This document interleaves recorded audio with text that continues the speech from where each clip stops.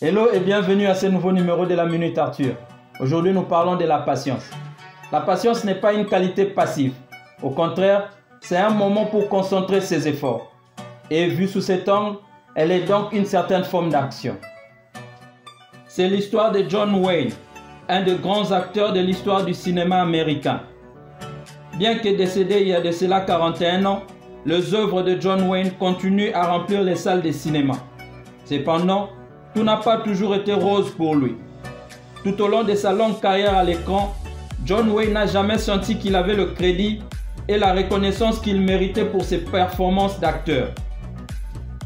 Oui, ses films remplissaient toujours les salles de cinéma, mais cela ne s'est jamais traduit à une estime ou à un respect particulier du près de ses pairs.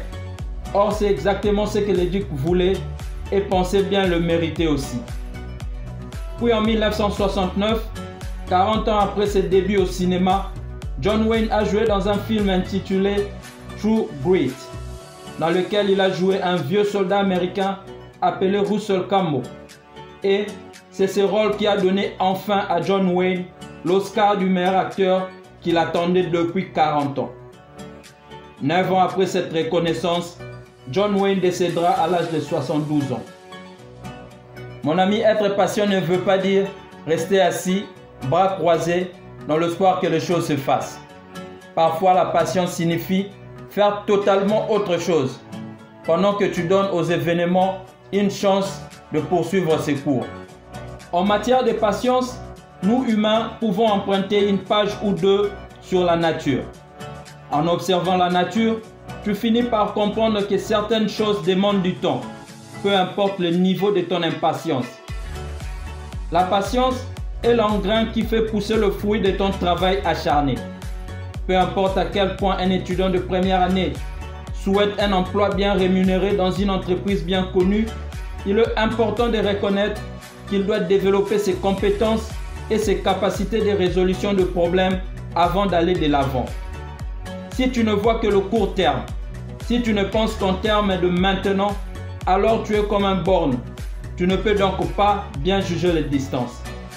La patience est la voie de la sagesse. Elle attire la joie et ramène près de toi ce qui était éloigné. Ne trouves-tu pas étrange que tu es capable de patienter tout un mois pour avoir ton salaire mensuel, mais très frustré quand ton avion a 45 minutes de retard?